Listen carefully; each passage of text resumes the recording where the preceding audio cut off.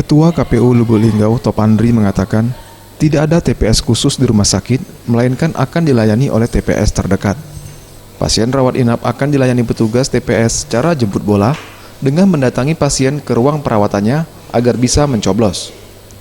Setidaknya ada 5 rumah sakit yang berada di Kota Lubuk Linggau seperti Rumah Sakit Siti Aisyah, Dr. Sobirin, AR Bunda, Hapsari, dan Rumah Sakit DKT milik Kodim 0406.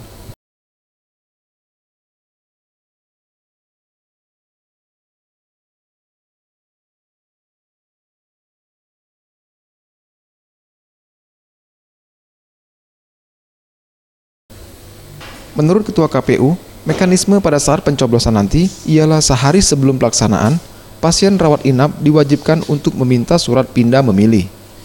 KPU juga akan berkoordinasi dengan pihak rumah sakit dan jajarannya untuk mensosialisasikan aturan tersebut. Terdekat itu akan mendatangi uang yang di rumah sakit. Itu pasien-pasien yang teknisnya sehari sebelum pencoblosan dia harus minta surat pindah memilih. Jadi kita akan koordinasi dengan kepala rumah sakit dan jajarannya diinstruksikan kepada keluarga pasien untuk meminta surat pindah memilih. Siapa yang punya surat pindah memilih akan kita datangi ke ruangan masing-masing. Kita jemput bola. Karena dia sakit, tidak mungkin datang ke TPS terdekat. Jadi rumah sakit tidak membutuhkan TPS khusus, tapi dilayani oleh TPS terdekat.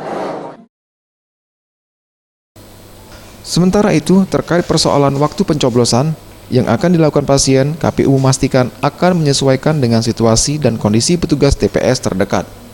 Tim Liputan, Sriwijaya TV.